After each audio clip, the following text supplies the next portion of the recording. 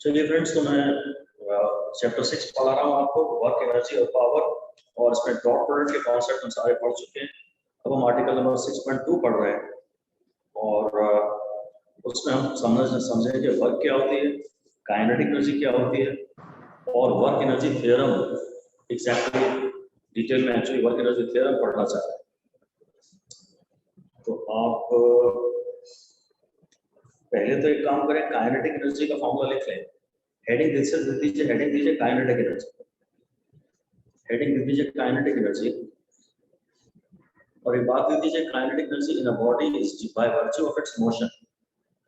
एक बॉडी में जो काइनेटिक एनर्जी होती है वो इसके मोशन के कारण होती है।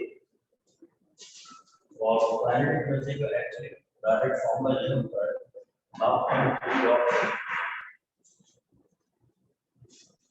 ये v डॉट v है, वेलोसिटी के कारण होती है। ये है half m v dot v। इस v डॉट v को तो मैं केवल इसलिए कह रहा हूँ ये बताने के लिए कि it's a dot product, and being a dot product it is a scalar quantity.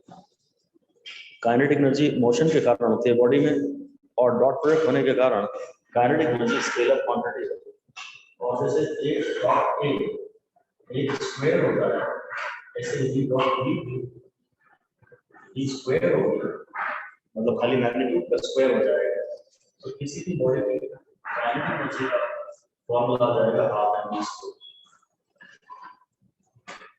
किसी भी बॉडी की काइनेटिक एनर्जी का फॉर्मूला आ जाएगा half m v square, where v is the velocity at that instant. जिस इंस्टेंट पे आपको body की काइनेटिक एनर्जी चाहिए, वी उस इंस्टेंट पे बॉडी की वेलोसिटी है।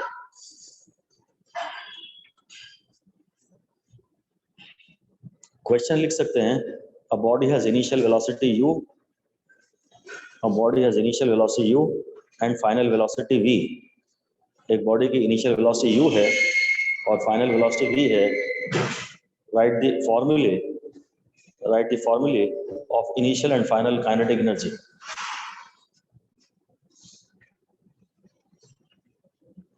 Right the formulae of initial and final kinetic energy.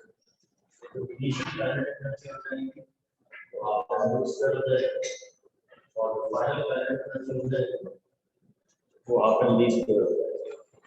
आपको इनिशियल काइनेटिक एनर्जी चाहिए तो आप स्पीड या वेलोसिटी भी इनिशियल लीजिएगा, और अगर फाइनल काइनेटिक एनर्जी चाहिए तो आप वेलोसिटी भी फाइनल लीजिएगा। ये तो काइनेटिक एनर्जी की बात हो गई। एक बात और लिख सकते हैं कि if a body is at rest, kinetic energy 0 है। अगर बॉडी रेस्ट पे है तो काइनेटिक एनर्जी 0 है। और अगर एक बॉडी की वेलोसिटी लिख दीजिए, even if the velocity of a body is negative, अगर बॉडी की वेलोसिटी नेगेटिव भी है तो भी it's kinetic energy is positive. अगर बॉडी की काइनेटिक एनर्जी वेलोसिटी नेगेटिव भी है तो भी v का स्क्वायर तो पॉजिटिव ही होगा। तो हेडिंग थी 6.2 की notions of work and kinetic energy. तो इसमें से मैंने काइनेटिक एनर्जी आपको पढ़ा दिया। अब मैं आपको इसमें से वर्क के बारे में पढ़ा देता हूं, जो एक्चुअली ज्यादा डिटेल में हम 6.3 में पढ़ेंगे, पर मैं आपको वर्क के बारे में पहले ही पढ़ा रहा हूं।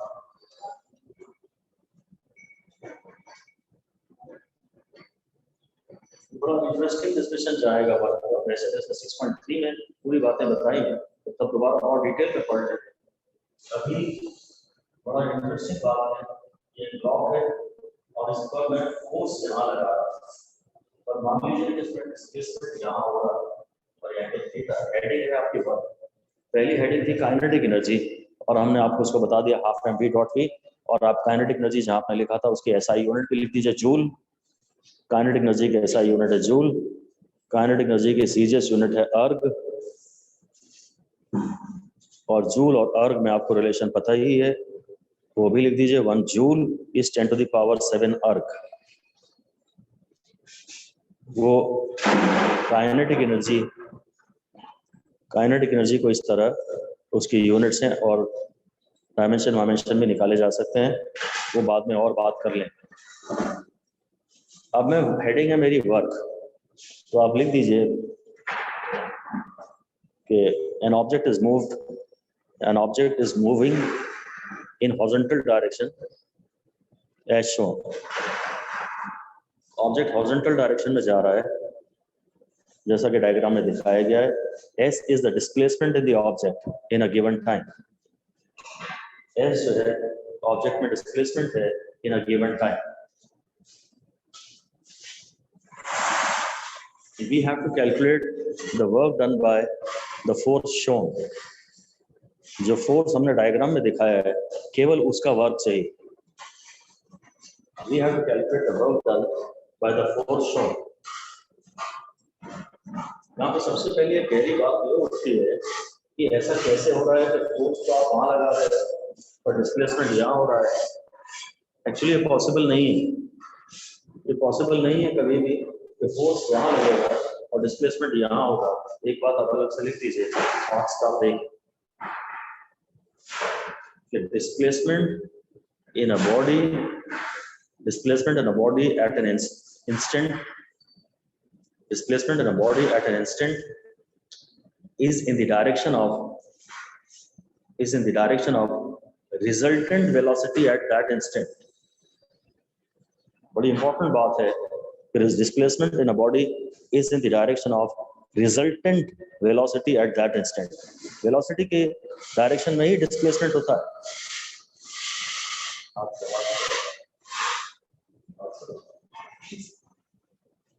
डिस्प्लेसमेंट है वो वेलोसिटी की डायरेक्शन में होता है. हाँ, वेलोसिटी की जो वैल्यू है वो इनिशियल वेलोसिटी और एक्सेलरेशन पर डिपेंड करती है. तो वो बातें फिलहाल हम नहीं कर रहे हैं. और ये बात कम से कम तय है कि अगर फोर्स वहां है तो फोर्स जहां जिस डायरेक्शन में फोर्स है उस डायरेक्शन में एक्सेलरेशन लिख दीजिए. Acceleration is in the direction of force considered. Acceleration is in the direction of force considered. जिस फोर्स की आप बात कर रहे हैं एक्सेलरेशन उसी की डायरेक्शन में. But resultant velocity is decided by initial velocity and acceleration. V का फॉर्मूला U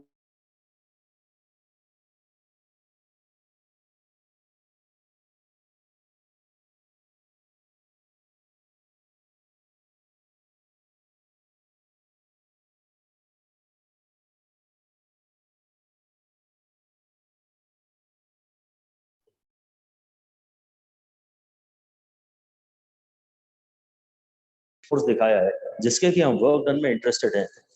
पर एक्चुअली यहाँ और भी फोर्सेस हैं और रिजल्टेंट एक्सेलरेशन शायद इस डायरेक्शन में. अगर ये मान लिया जाए कि इनिशियल वेलोसिटी 0 है तो रिजल्टेंट एक्सेलरेशन की डायरेक्शन में डिस्प्लेसमेंट होगा. चलिए पहले तो ये लिख दीजिए. If initial velocity is 0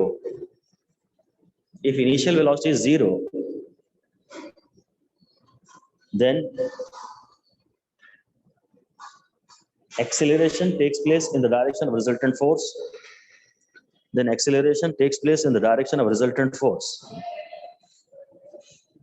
And so displacement also takes place in the direction of resultant force. बस हम यहाँ पर यही मान के चल रहे हैं कि हाँ इनिशियल वेलोसिटी 0 है. तो जब इनिशियल वेलोसिटी 0 है तो बस फिर तो जहाँ फोर्स है वहीं एक्सेलरेशन है और जहाँ भी रिजल्टेंट एक्सेलरेशन है बस उसी डायरेक्शन में डिस्प्लेसमेंट होगा. S = ut + ½ at² नहीं. अब S का फॉर्मूला ½ at² आएगा तो एक्सेलरेशन की डायरेक्शन में ही डिस्प्लेसमेंट होगा. बस इसका मतलब साफ है. लिख दीजिए here since u is equal to 0, initial velocity को हम 0 मान रहे हैं and displacement is taking place along the horizontal direction.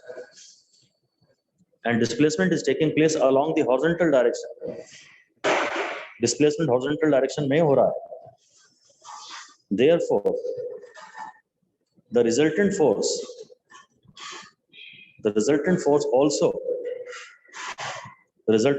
also must be in horizontal direction. The resultant force also must be in horizontal direction. ये सारी बातें directly NCERT में कहीं भी इनका जिक्र नहीं है, पर बहुत ही रेयर, बहुत ही कम लोगों को ये क्लियर होती है सारी कहानी। एग्जाम ओरिएंटेड तो नहीं है, पर एक बार बताना मेरा फर्ज है। और हाँ, उसके बहाने डीप फिजिक्स, गहरी बातें सीख तो रही है। ये कभी पॉसिबल नहीं है कि फोर्स वहां होगा और डिस्प्लेसमेंट यहाँ होगा। डिस्प्लेसमेंट इस समय जो हम बातें कर रहे हैं, जब हमने इनिशियल वेलोसिटी जीरो मानी है, डिस्प्लेसमेंट केवल रिजल्टेंट फोर्स की डायरेक्शन में ही हो सकता है। तो ये बात पक्की है कि रिजल्टेंट फोर्स तो हॉरिजॉन्टल है। ये बात पक्की है कि रिजल्टेंट फोर्स हॉरिजॉन्टल है। मतलब यहाँ पे सलीम दीजिए कि in this situation some other forces must also be acting on the body. इस सिचुएशन में बॉडी पे कुछ और भी फोर्सेस जरूर काम कर रहे होंगे। Some other forces also must be acting on the body. Body पे कुछ और फोर्सेस भी काम कर रहे हैं which have not been shown in the diagram. जरूर यहाँ और भी कुछ फोर्सेस हैं जो डायग्राम में नहीं दिखाए गए। हमें पता है कम से कम ये सब तो फोर्सेस एटलीस्ट होते ही हैं। हो सकता है यहाँ पे फ्रिक्शन भी होता हो। कुछ फोर्सेस हैं जिनकी हमने बात शायद की नहीं है। mg होता है, नॉर्मल रिएक्शन होता है, फ्रिक्शन होता है। हमने ये फोर्सेस डायग्राम में इसलिए मार्क नहीं किए हैं क्योंकि हमें सिर्फ इसके द्वारा किया गया वर्क डन में इंटरेस्ट था। लिख दीजिए, we have not marked other forces, we have not marked, we do not mark other forces because we are not interested in the work done by those forces.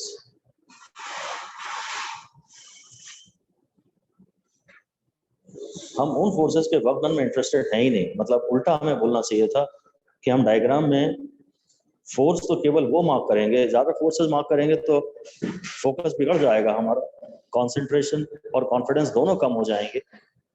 तो हम अपने field of view में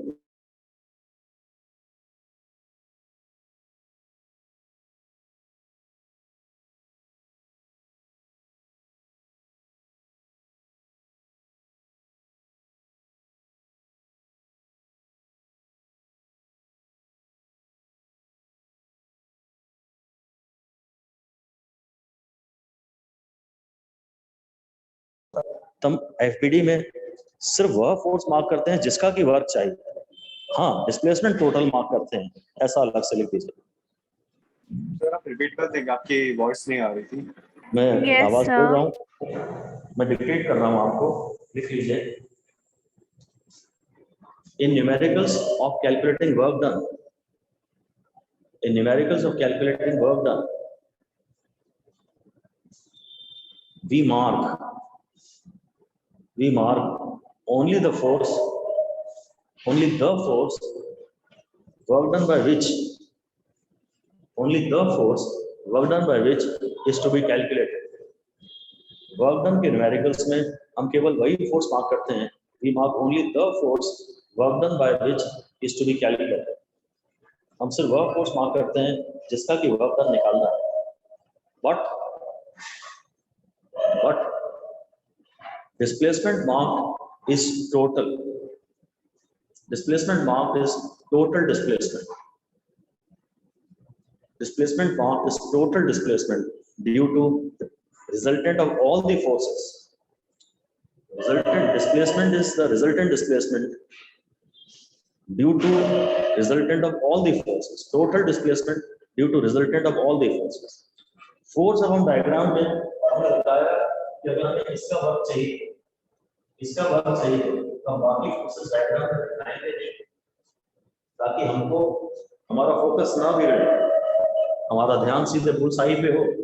इसलिए हमने बाकी force तो हटा लिया, हमें सिर्फ इस फोर्स का हमने डायग्राम में लिया जिसका कि हमें वर्क चाहिए। पर हाँ, डिस्प्लेसमेंट हम हमेशा टोटल मार्क करते हैं और total displacement depends on all the forces. हमें इन सब के बारे में ज्यादा सोचने की जरूरत नहीं है, क्योंकि हमें न्यूमेरिकल में वो क्लियरली एफ दे देते हैं, डिस्प्लेसमेंट दे देते हैं और थीटा दे देते हैं और कहते हैं इस फोर्स का, जिसका कि हमने डायग्राम में दिखाया है, इस फोर्स के द्वारा किया गया वर्क बताइए। सिर्फ वो फोर्स बना देते हैं जिसका कि वर्क चाहिए और डिस्प्लेसमेंट पर वो टोटल दे देते हैं और हम उन लोगों के बीच में ध्यान से थीटा मार्क कर देते हैं और फिर हमें इनके बीच में वर्क डन निकालना होता है। तो बहुत डीप में इस बात को अगर आप ध्यान से नहीं भी रिवाइज करेंगे तो चलेगा, पर अब मेरा ये कहना है कि भाई देखो, डिस्प्लेसमेंट तो ये सभी फोर्सेस के कारण हुआ है, और तुम वर्क डन चाहते हो खाली इसके कारण, वर्क डन चाहते हो खाली इसके कारण। तो एक्चुअली तुम्हें ये देखना चाहिए कि टोटल डिस्प्लेसमेंट में से कितना डिस्प्लेसमेंट है जो खाली इस फोर्स ने पैदा कराया है। ऐसा लिख दीजिए, to calculate the work done by a particular force, to calculate the work done by a particular force, किसी एक पर्टिकुलर फोर्स का अगर हमें वर्क डन निकालना हो, to calculate the work done by a particular force, we must determine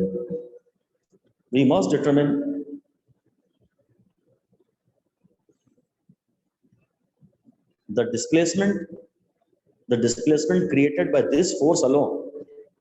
We must determine the displacement created by this force alone. इन सभी बातों में से किसी भी बात पे मैंने कोई स्टार, एक भी स्टार नहीं दिया, समझने के लिए आवश्यक है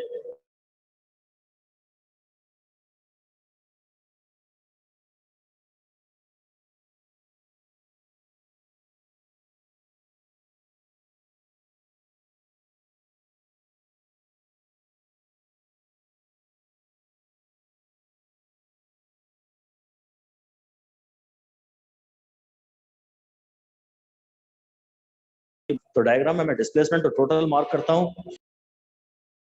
एक्सक्यूज मी सर, सर आपकी आवाज अपने बीच अभी बीच में नहीं आ रही रुक है। रही है सर। Yes sir.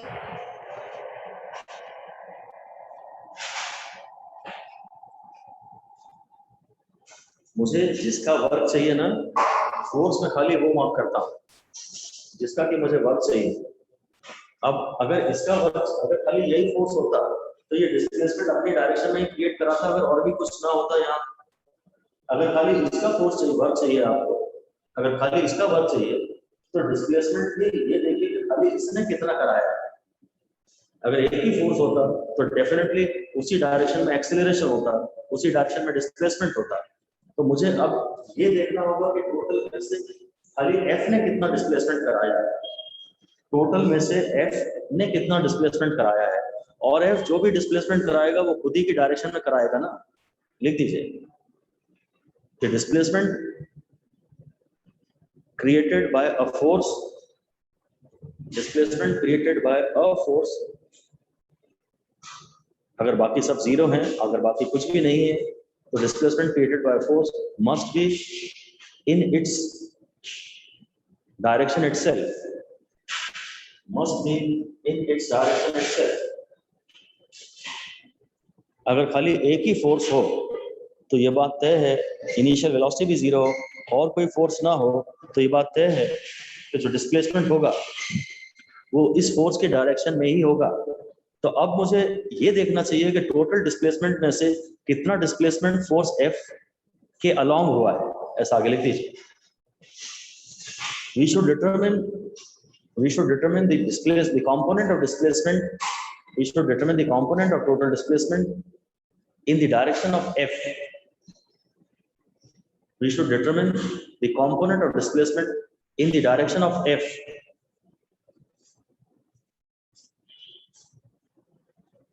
इसके लिए मैं यहां से परपेंडिकुलर ड्रॉ करूंगा। अगर ये पूरा S है तो आप जानते हैं S cos थीटा है। मेरे को S को रिजॉल्व करना है F की डायरेक्शन में, S को रिजॉल्व करना है F की डायरेक्शन में। तो क्लियर हो गया, हमने यहाँ से परपेंडिकुलर ड्रॉप किया और अब ट्राइंगल का बेस निकाल रहे हैं।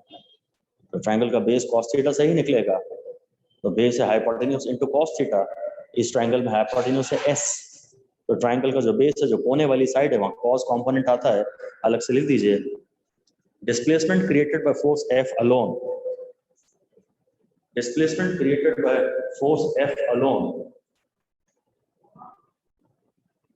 is S cos theta, total displacement का cos थीटा, खाली F ने जो डिस्प्लेसमेंट पैदा किया है वो S cos थीटा है, and is in the direction of F itself, और ये खाली F की डायरेक्शन में है, is in the direction of F itself। बस ये सारी की सारी बातें शायद दोबारा पढ़ने लायक। सर आपकी वॉइस नहीं आ रही है। यस सर, आपकी वॉइस नहीं आ रही है। Yes sir.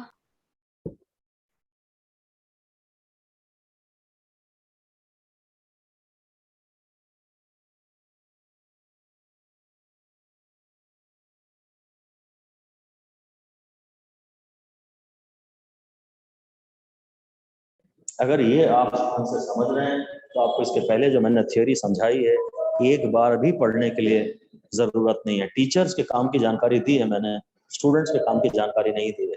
स्टूडेंट्स को तो सीधे न्यूमेरिकल्स में ये अप्लाई करते आना चाहिए बस। तो F dot S में तो मैं समझ ही रहा हूं कि work F into S cos theta.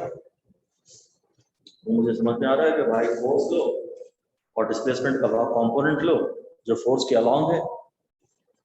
तुम्हें अगर इसका वो वर्क चाहिए, इस फोर्स का वर्क चाहिए तो ये फोर्स लो और टोटल डिस्प्लेसमेंट का कंपोनेंट लो जो इसके अलोंग है। हाँ तो गया बस।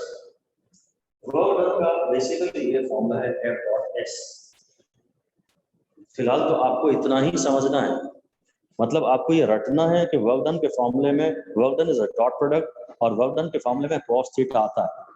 इसकी बाकी सारी बातें जितनी भी मैंने आपसे बातें की हैं एक बार भी पढ़ने लायक नहीं है। अगर आप बहुत इंक्विजिटिव होते तो फिर मेरा बताना ये फर्ज था कि भाई यहाँ हमने कॉस ही क्यों लिया, साइन क्यों नहीं लिया। यहाँ जो इफेक्टिव कंपोनेंट है वो कॉस कंपोनेंट है। इफेक्टिव कंपोनेंट कॉस कंपोनेंट है। हाँ, कॉम्यूटेटिव प्रॉपर्टी से आप चाहें तो ये भी कह सकते हैं W is F cos theta into S। कहने को आपको ये भी कह सकते हैं क्योंकि A dot B B dot A के बराबर होता है तो F डॉट S को आप S डॉट F भी कह सकते हैं। तो कहने को हम ये भी कह सकते हैं कि भाई F का कंपोनेंट लो S की डायरेक्शन में, F का कंपोनेंट ले लो S की डायरेक्शन में, वो भी वर्क डन बाय फोर्स का फॉर्मूला है। आप डॉट प्रोडक्ट में तो यही करते हैं, किसी भी एक वेक्टर का दूसरे की डायरेक्शन में कंपोनेंट ले लेते हैं और एक वेक्टर को दूसरे वेक्टर के इसी की डायरेक्शन के कंपोनेंट से मल्टीप्लाई कर देते हैं। तो आप चाहे S का कंपोनेंट लीजिए S cos थीटा और F से मल्टीप्लाई करिए। सर आपकी ऑडियो नहीं आ रही है। सर आपकी ऑडियो बीच बीच में नहीं आ रही है।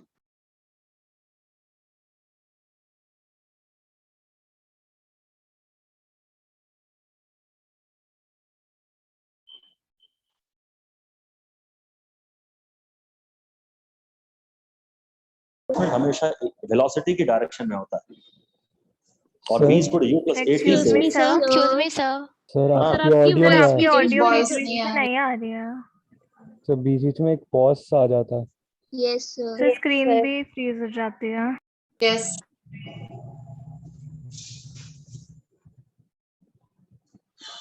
अभी आ रही है आवाज? Yes sir. Sir. Yes sir. चलिए, तो वर्क डन का जो फॉर्मूला है ना बस वो F डॉट S है। काम की बात केवल यही है। मैं आपसे कह रहा था कि जो डिस्प्लेसमेंट होता है वो किसी भी इंस्टेंट पे उस इंस्टेंट पर वेलोसिटी की डायरेक्शन में होता है। डिस्प्लेसमेंट एक्सेलरेशन की डायरेक्शन में नहीं होता, डिस्प्लेसमेंट फोर्स की डायरेक्शन में नहीं होता, डिस्प्लेसमेंट वेलोसिटी की डायरेक्शन में होता है। हाँ, ये जानकारी तो आपके काम की है। अगर इनिशियल वेलोसिटी 0 हो तो फिर आप ये कह सकते हो कि डिस्प्लेसमेंट फोर्स की डायरेक्शन में होता है, क्योंकि जहां फोर्स है वही एक्सेलरेशन है और जहां एक्सेलरेशन है वही डिस्प्लेसमेंट है। तो एक्चुअली मैंने दो ही काम की बातें आपको बताई।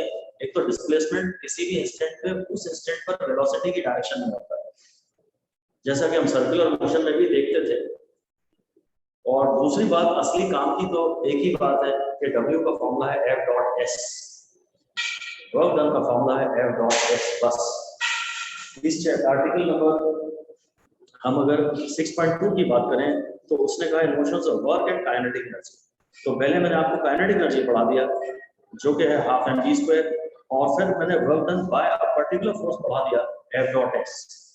और इस वर्क डन के बारे में हम और बातें करेंगे आर्टिकल नंबर 6.3 में। अभी आपको थोड़ा थोड़ा वर्क डन के बारे में आइडिया हुआ है, कम से कम वर्क डन का फॉर्मूला तो आपको पता है कि F is cos थीटा।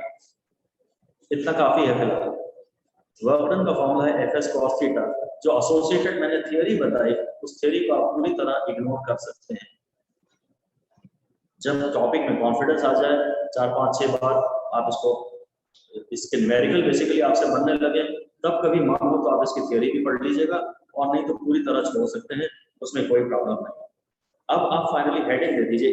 मैं देखिए वापस 6.2 की आपसे बात कर रहा हूँ। मैंने नोशंस ऑफ वर्क पढ़ा है, वर्क डन के बारे में F.S पढ़ा, उतना काफी है। काइनेटिक एनर्जी को हाफ एम वी स्क्वायर पढ़ा, उतना काफी है। अब आप हेडिंग दे दीजिए work energy theorem, work energy theorem.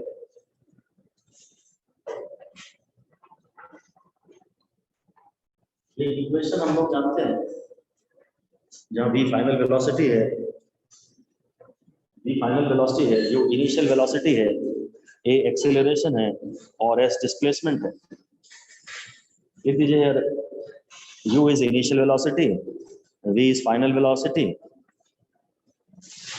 u initial velocity है, v फाइनल वेलोसिटी है, a is acceleration, a acceleration है, और s को लिख दीजिए डिस्प्लेसमेंट। s जो है वो डिस्प्लेसमेंट है, s डिस्प्लेसमेंट है, और उसमें ये भी लिख दीजिए since motion is taking place in straight line, motion straight line में हो रहा है, displacement is equal to distance. Motion straight line में हो रहा है तो डिस्प्लेसमेंट डिस्टेंस के बराबर है, इसलिए एनसीईआरटी ने s को डिस्टेंस लिख दिया है। हम चाहे तो इस फॉर्मूले को ऐसा लिख सकते हैं, v square minus v square equal to 2as। अपन दोनों साइड्स की LHS और RHS को m/2 से मल्टीप्लाई कर दो, LHS और RHS को m/2 से मल्टीप्लाई कर दो, तो हो जाएगा half m v square minus half m v square equal to m/2 2as। half m v square is parallel to the final, half m v square is parallel to the initial, और ये cancel हो गया और हो गया m a into s, तो k final minus k initial is equal to f into s, और f into s को तो हम जानते हैं कि वर्क डन होता है, तो k final minus k initial is equal to w। ऐसा कुछ एक रिलेशन हमारे पास आया है। वंस अगेन हम इसके डेरिवेशन में इंटरेस्टेड नहीं हैं, हम बिल्कुल भी इसके डेरिवेशन में इंटरेस्टेड नहीं हैं। जो रिजल्ट आएगा फाइनल रिजल्ट, आपको उसको याद करना पड़ेगा और आपको उसको न्यूमेरिकल्स में अप्लाई करना पड़ेगा, ठीक है। इसी को वो वेक्टर फॉर्म में भी लिख सकता है, मैं बाद में ही बात करूंगा, अभी तो मैं आगे चलता हूँ। कहता है the above equation provides a motivation for the definition of work and kinetic energy, वो तो हम कर ही चुके हैं। The left side of the equation is difference in quantity है, इससे हो गया। This quantity is called work, ये भी हो गया। Kf and Ki respectively initial and final kinetic energies हैं। Work refers to the force and displacement over which it acts। अब असली बात करें, work is done by force on the body over a certain displacement, इसको भी छोड़ दीजिए। जो लास्ट पैराग्राफ है वो कह रहा है Equation 6.2 is a special case of work energy theorem। So यही इसी के बारे में लिख दीजिए, This is a special case of work energy theorem। Work energy theorem में एक्चुअली थोड़ा और ब्रॉड इक्वेशन है, वर्क थ्योरम में This is a broader theorem, और हम फिलहाल उसके एक ही कंक्लूजन पे पहुंचे हैं। इसमें 3 रिजल्ट्स एक्चुअली पढ़ाए जाते हैं, जिसका कि एक ही रिजल्ट फिलहाल हमने पढ़ा है, तो ये वर्क एनर्जी थ्योरम का एक रिजल्ट है। और कहता है change in kinetic energy of particle is equal to work done on it by the net force. इस पे आप 5 स्टार लगा के अलग से लिख दीजिए।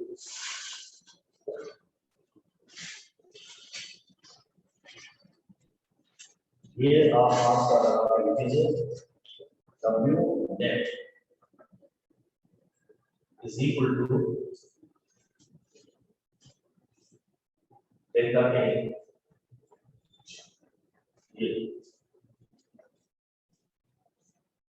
ये स्टेटमेंट 5 स्टार लायक है, जो कि आपसे कह रहा है लास्ट लाइन जो बोल्ड लेटर्स में नहीं लिखी है, नहीं जो बोल्ड लेटर्स में लिखी है वह देखिए, कहता है change in kinetic energy of a particle is equal to work on it by net force. मैं इसको ऐसा कहना चाहता हूँ कि work done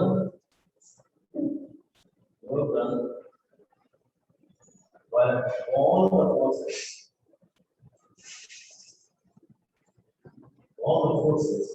is equal to delta K.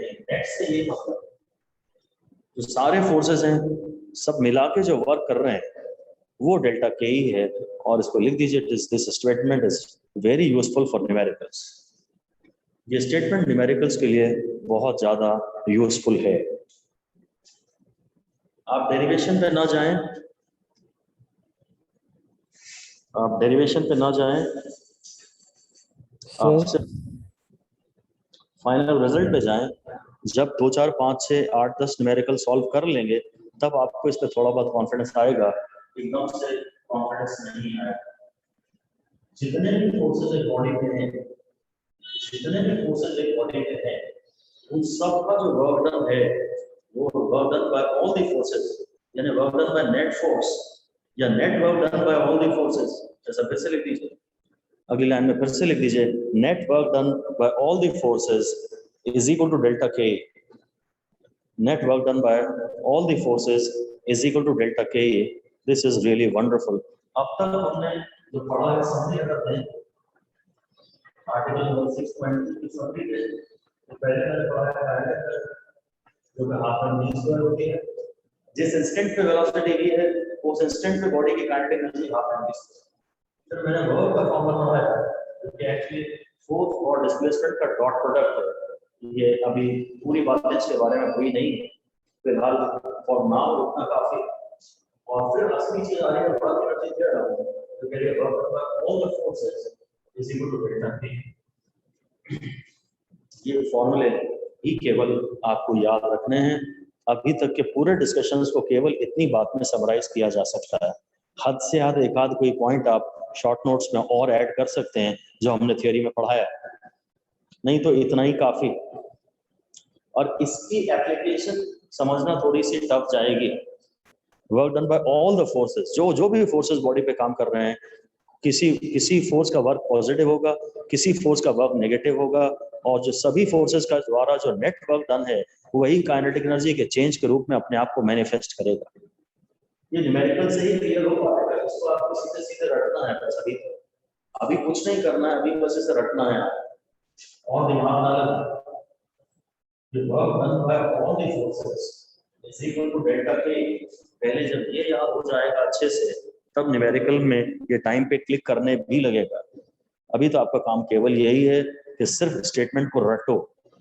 जैसे किसी जमाने में टेबल्स आपने रटे थे 2 2 2 3, बिना उनकी रीजन जाने। हम तो यार रीजन जानते भी हैं, और जानते हुए भी रीजंस को इग्नोर करें, डेरिवेशंस को भी इग्नोर करें, सिर्फ और सिर्फ फाइनल फॉर्मूले और फाइनल कंक्लूजन्स पर फोकस करें, तो आपसे क्वेश्चंस बनने लगेंगे। ये जो एनसीईआरटी का सॉल्व एग्जांपल 6.2 है, जरा ये देखते हैं। कहते हैं it is well known that a rain drop falls under the influence of downward gravitational force and the opposing resistive force. The latter is known to be proportional to the speed of the drop, but is relatively undetermined. तो हम चाहे तो एक question लिख सकते हैं। एक question लिख दीजिए कि what are the forces acting on a raindrop? What are the forces acting on a raindrop? बस, मतलब ऑफ कोर्स रेनड्रॉप बारिश की आसमान से गिर रही है, बादल फूटा है और बादल के फटने से उसमें से रेनड्रॉप निकली है। तो उसमें दो फोर्सेस है। Number 1 gravitational force acting downwards, gravitational force के ही कारण उसने नीचे गिरना शुरू भी किया, gravitational force acting downwards. And number 2 force of air resistance, force of air resistance bracket में air friction opposite to motion, force of air friction opposite to motion, that is vertically upwards। Gravity के कारण बूंद नीचे गिर रही है, gravity के कारण बूंद नीचे गिर रही है और उसको गिरने से रोक रहा है एयर का रेजिस्टेंस। बस। अगला क्वेश्चन आप लिख दीजिए, जो कि खैर बिल्कुल ही इंपॉर्टेंट नहीं है, पर लिख दीजिए कि what is the relation between air resistance and velocity of a drop. What is the relation between air resistance and velocity of a drop? उसने ये कहा है कि जो resistive force है that is proportional to velocity. जो resistive force है इसको आप चाहे तो कुछ के भी टाइप का फॉर्मूला दे सकते हैं. हाँ, ये इम्पोर्टेंट नहीं है. मैंने तो खैर उस पर भी स्टार नहीं लगवाया, इसलिए वो क्वेश्चन भी आप चाहें तो दोबारा ना पढ़ें. हाँ, इमेजिनेशन विजुअलाइजेशन आपका क्लियर हो रहा है कि जब रेन ड्रॉप गिर रही है तो उस पर एक ग्रेविटेशनल फोर्स डाउनवर्ड काम कर रहा है और एक रेजिस्टिव फोर्स ऊपर काम कर रहा है. और उसने कहा है कि which is known to be proportional to the speed of the drop. So velocity के प्रोपोर्शनल मैंने बोल दिया. जब शुरू में वेलोसिटी कम है तो रेजिस्टिव फोर्स कम है, और जब बाद में जैसे जैसे एक्सीलरेशन के कारण वेलोसिटी बढ़ेगी तो रेजिस्टिव फोर्स बढ़ जाएगा. पर हम इस बारे में कोई भी बात ना करें तो ज्यादा अच्छा रहेगा. हम फोकस करें केवल मैथमेटिकल इंफॉर्मेशन पे. कहता है अब काम की बात आ रही है. कहता है ड्रॉप एक मास 1 ग्राम की लीजिए और 1 किलोमीटर से वो बूंद गिर ली है. It hit the ground with the speed of this much. कहता है what is the work done by the gravitational force. तो अब आप फिर से क्वेश्चन लिख सकते हैं. लिखिए a drop of mass 1 gram falls to a height of 1 kilometer. बस. तो ए पार्ट अब लिख दीजिए. What is the work done by the gravitational force on the drop. What is the work done by the gravitational force on the drop. By को underline कर लीजिए. खाली bye हमेशा आपको ध्यान देना है, ये आप धीरे धीरे सीखेंगे. फोर्स तो यहाँ रेन ड्रॉप में और भी है, रेजिस्टिव फोर्स भी है, पर मेरे को जिसका वर्क डन कहा है मैं डायग्राम में केवल वह फोर्स मार्क करता हूँ, डिस्प्लेसमेंट में टोटल मार्क करता हूँ. ऐसा लिखिए, हेडिंग दीजिए steps to calculate work done by a force. A को हाईलाइट कर सकते हैं, बाय अ गिवन फोर्स कर दीजिए. चलिए, steps to calculate the work done by a given force. Steps to calculate the work done by a given force. Number 1, mark the force, mark only the force on the body. एक diagram बनाएं और सिर्फ उस force को बनाएं. Mark only the force on the body whose work done is to be calculated. खाली वह force body पे मार्क करें जिसका की वर्क डन आपको निकालना है. Find work done by the force whose work done is to be calculated. सिर्फ वही फोर्स मार्क करें जिसका की वर्क डन निकालना है. इसलिए किसका वर्क डन निकालना है, बाय विच फोर्स, एक्चुअली वो बड़ा इंपॉर्टेंट है.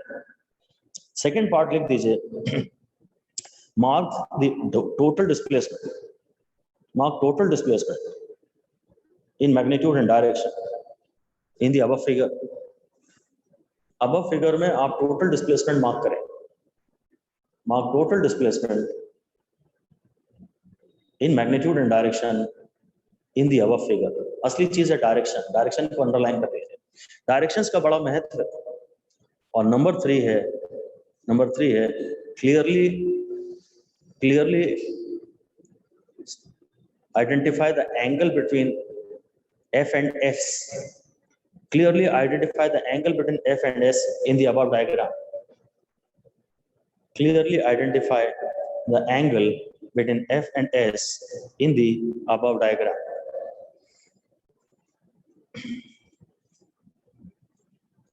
ठीक है. और बस number 4, calculate F dot S.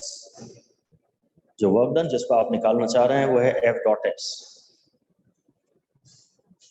इस समय ये रेट ड्रॉप है, ये ग्रेविटी का फोर्स है और यही डिस्प्लेसमेंट है और जो थीटा है वो 0 डिग्री है. आपने डायग्राम में सिर्फ ग्रेविटी का फोर्स बनाया, आपने एयर के रेजिस्टेंस का फोर्स नहीं बनाया, क्योंकि आपको सिर्फ ग्रेविटी के फोर्स का वर्क डन चाहिए था. जो वर्क डन है वो ग्रेविटी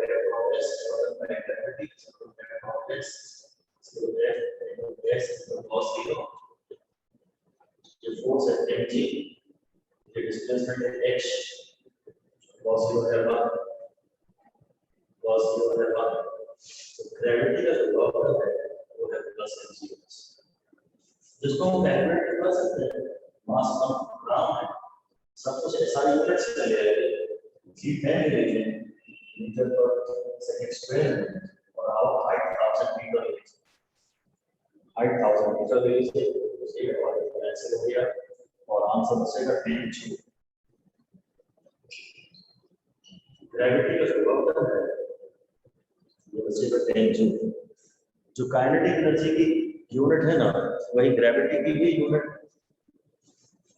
वही ग्रेविटी की भी यूनिट है, सॉरी वही वर्डन की भी यूनिट है। वर्डन की ऐसा यूनिट जूल होती है। यहाँ पर सारी कैलकुलेशंस इनके यूनिट्स ने ऐसा ही सिस्टम में किया है। तो ये जो ग्रेविटी का वर्डन है वो 10 जूल है। ये पार्ट तो यही था। उसने कहा ग्रेविटी का वर्डन निकालो, तो मैंने फोर्स सिर्फ ग्रेविटी का मार्क किया, और दूसरे और जो फोर्सेस थे उन सब के बारे में अभी सोचा भी नहीं। हाँ, डिस्प्लेसमेंट टोटल मार्क किया और इन दोनों के बीच में एंगल देखा, इन दोनों के बीच में एंगल देखा। तो ये एक पार्ट तो मेरा हो गया। फिर बी पार्ट है, what is the work done by the unknown resistive force. अच्छा, ये आप लिख दीजिए। अगला पार्ट, अगला क्वेश्चन ही लिख दीजिए सीधे, या बी पार्ट लिख दीजिए। If the drop reaches the ground, if the drop reaches the ground with a velocity of 50 meter per second, if the drop, part B है सवाल का, if the drop reaches the ground with a velocity of 50 meter per second, then calculate the final kinetic energy of the drop.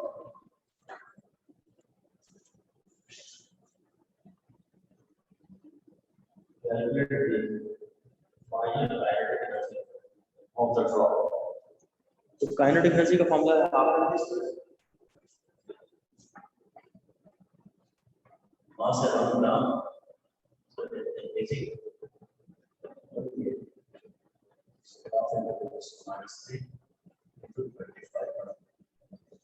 so 1250 into 10 to minus 3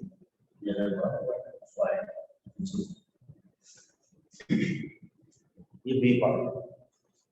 अगर drop finally 50 की speed से ground पे पहुंची है तो ड्रॉप की kinetic energy क्या है? तो हाफ एम बी स्क्वायर, जो कि 1.25 जूल है।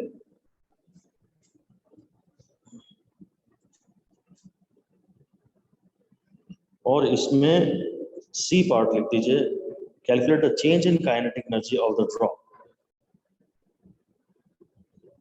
Calculate the change in kinetic energy of the drop.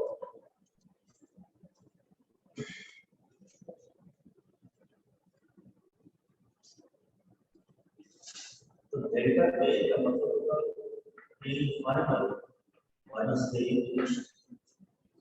Delta को हम लोग चेंज को डेल्टा से लिखते हैं, चेंज को डेल्टा से लिखते हैं, और डेल्टा के मतलब फाइनल माइनस इनिशियल। ये हमेशा ही फाइनल माइनस इनिशियल होता है, ये कभी भी इनिशियल माइनस फाइनल नहीं होता है। डेल्टा के हमेशा ही फाइनल माइनस इनिशियल होता है। कोई सी भी चेंज, एनीथिंग, कोई भी डेल्टा होगा, डेल्टा वी होगा तो v final minus v initial होता है। अब इसमें के फाइनल तो मुझे पता है 1.25 जूल आ गया। अब के इनिशियल की प्रॉब्लम है, लिख दीजिए we have not been given initial velocity और इनिशियल के। ना तो हमें इनिशियल वेलोसिटी दी है, ना इनिशियल के दी है। और अगर इनिशियली नहीं दी है तो you will have to make some assumption. लिख दीजिए we will have to make some assumption. या तो क्वेश्चन में एक ऑप्शन ये भी हो जो कहे इनसफिशिएंट इंफॉर्मेशन, तो वो आप टिक कर देंगे, वरना आप कुछ सूटेबल अजम्पशन करेंगे। लिख दीजिए we should always make some simplifying assumption. इस पे 5 स्टार दे दीजिए। हमें हमेशा कोई सिंप्लीफाइंग अजम्पशन करना चाहिए। और सिंप्लीफाइंग अजम्पशन तो ये है कि आप इनिशियल वेलोसिटी को 0 मान लो, बादल फटा, उसमें से जब बूंद निकली तो इनिशियली शायद उसकी वेलोसिटी 0 रही होगी, ग्रेविटी ने उसको एक्सेलरेट किया होगा धीरे धीरे और कुछ वेलोसिटी प्रदान की होगी। तो लिख दीजिए इनिशियल वेलोसिटी को हम लोग 0 मान रहे हैं। ये बड़ी इंपॉर्टेंट बात है। जिस चीज की मैथमेटिकल वैल्यू ना दी हो उसको आप 1 मानोगे कि 2 मानोगे कि 3 मानोगे कि 4 मानोगे? आप कुछ भी नहीं मान सकते। बोला हो तो मानेंगे और नहीं बोला हो तो 0 ही मानेंगे। जिस जो भी ऐसा लिख दीजिए, any missing information is normally considered to be 0। जो मिसिंग इंफॉर्मेशन होती है, missing mathematical information should be considered to be zero. इस पे भी 5 स्टार दीजिए।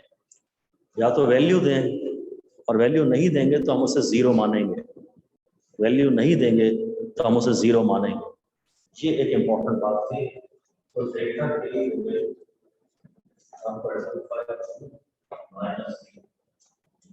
फाइनली तो मुझे पता है कि मैं फाइनल आकर इस वजह से मैंने निकाला है और इनिशियल वेलोसिटी नहीं दी थी।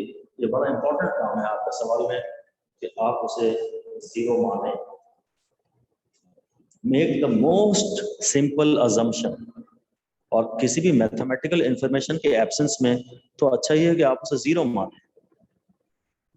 आप और कुछ केस ना सोचें कि अगर बादल अच्छी खासी स्पीड पे बादल भी चल रहा होगा पहले से तो बादल की वेलोसिटी बूंद को भी तो मिलेगी।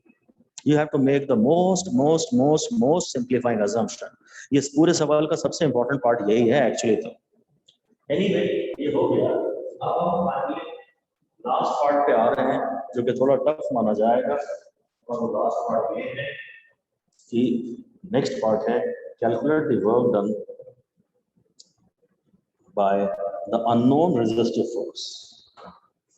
Calculate the work done by the unknown resistive force. ये टफ पार्ट है। अगर मुझे फोर्स पता होता, इसकी वैल्यू एग्जैक्टली पता होती तो मैं ठीक है फोर्स ऊपर मार्क करता, डिस्प्लेसमेंट नीचे लेता, एफ एस कॉस 180 कर देता। रेजिस्टिव फोर्स ऊपर है, डिस्प्लेसमेंट नीचे है, मैं एफ एस कॉस 180 कर देता, पर मुझे रेजिस्टिव फोर्स की वैल्यू पता ही नहीं है। तो फिर मुझे इसे किसी इनडायरेक्ट मेथड से करना पड़ेगा।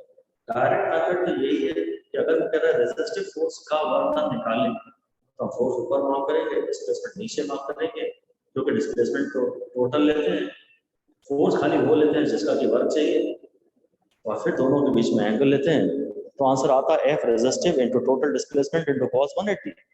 पर आपके पास एफ रेजिस्टिव की कोई वैल्यू नहीं है, इसलिए आपको you will have to look for alternate method which is work energy theory. तो अब मैं और कुछ जानना भी था, all the forces is equal to delta K. So work done by gravity plus work done by resistance force is equal to K final minus K initial.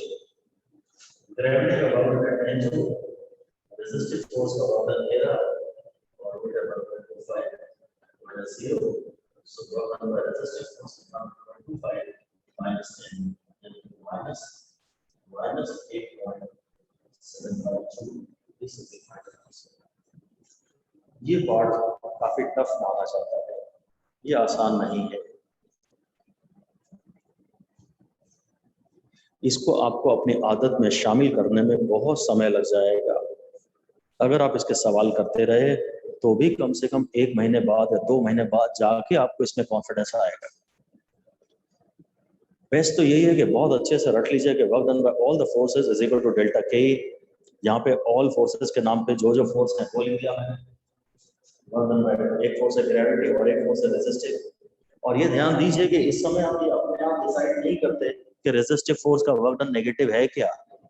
LHS में जब अननोन होता है तो हम कोई साइन अपने दिमाग से नहीं लगाते, ऐसा लिख दीजिए, no sign is ever put for the unknown quantities पे 5 स्टार दे दीजिए। अननोन जिसके बारे में है ना तो आपको उसकी वैल्यू पता है ना आपको साइन पता है, आप उसके बारे में ज्यादा दिमाग ना लगाएं।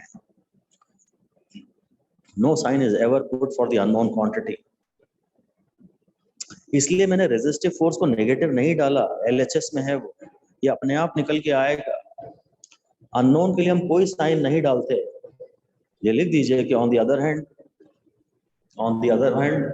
The unknown quantity is always obtained, the unknown quantity after calculations is obtained with proper sign. जो unknown quantity होती है कैलकुलेशंस के बाद हमें अपने आप ही वो प्रॉपर साइन के साथ प्राप्त होती है। The unknown quantity is always obtained with proper sign. unknown quantity अपने आप हमेशा with proper sign obtain होती है, जैसे कि यहाँ हो रही है। मैं इधर कोई साइन नहीं डाल, इधर मैं तो कहता हूँ भाई एक ग्रेविटी का फोर्स है, इसका वर्क ये, एक रेजिस्टिव फोर्स है, इसका वर्क है। अब ग्रेविटी का फोर्स मैं कैलकुलेट कर चुका था, प्लस 10 हुआ था, मैंने उसको डाल दिया, या अननोन था, कोई साइन नहीं डाला, इसके भी प्रॉपर वैल्यूज जो से कैलकुलेशन से आए थे वो डाल दी, अब ये अपने आप ही नेगेटिव आ गया। बस रेजिस्टिव फोर्स नेगेटिव एक्सपेक्टेड था ही, क्योंकि रेजिस्टिव फोर्स ऊपर था और डिस्प्लेसमेंट नीचे था। जब एंगल 180 डिग्री होता है तो ये वर्क डन नेगेटिव आता है। खैर हम अभी इस बारे में और कोई दिमाग नहीं लगा रहे, ये पूरा डिस्कशन समाप्त हुआ। Work done by all the forces, यहां से कोई फोर्स उनको प्रॉपर प्लस साइन के साथ लिखते हैं, work done by all the forces is equal to greater a minus a initial, ये बात। बस अब एक क्वेश्चन के रूप में और लिख देते हैं, चलिए, कि is work energy theorem also valid in vector form? Is work energy theorem also valid in vector form? तो ये v square minus u square 2as था, इसमें हम ये वेक्टर फॉर्म ले सकते हैं, तो हाफ है v square minus u square, जो हाफ है 2as, ये हाफ है v square minus हाफ है u square, ऐसा आएगा, और half delta k is equal to f dot s, ऐसा कुछ लिखा है। इन लोगों ने उसे a to s को भी वेक्टर फॉर्म में लिखा, तो हाँ ये वेक्टर फॉर्म में भी वैलिड है, ये अपने वेक्टर फॉर्म में है ना, इधर स्केलर है इधर वेक्टर है, ये वेक्टर फॉर्म में भी वैलिड है।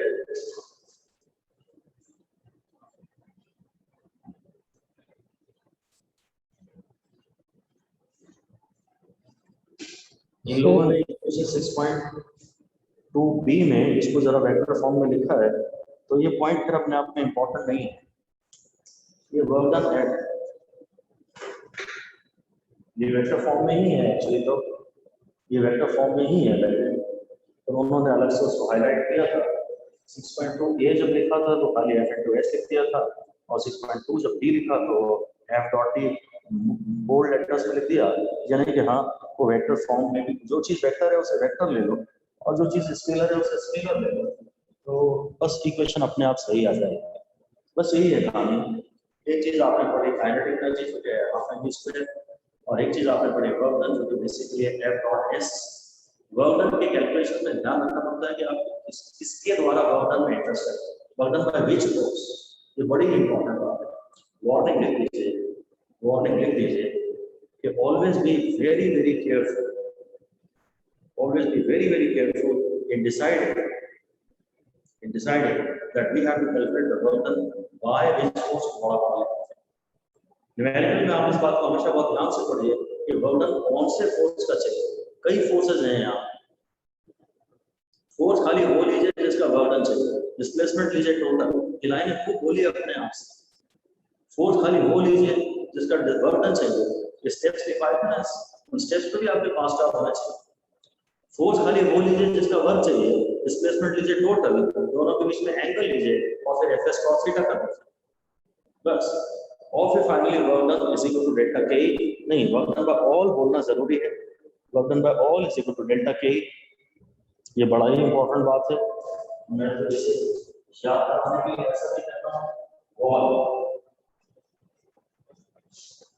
कोई मीनिंग तो नहीं दे रहा है ये, पर हम बोलते हैं wall is equal to delta K, दीवार, वॉल थोड़ा सा बड़ा लिख दिया हमने, तो उससे कुछ याद करने में हेल्प तो मिलती है कि wall is equal to delta K, दीवार से जब आप जाके टकराते हैं तो बस वही डेल्टा के के बराबर होता है। ऐसे कुछ भी रैंडम सी बात मैंने बोल दी, लॉजिकल बात तो कुछ नहीं बोली, पर बार बार इसको बोलते रहने से और दीवार से कंपेयर करने से ये याद तो हो जाता है।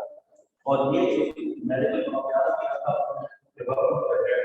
Plus resistance force is equal to a - a, यही सारी बातें हैं।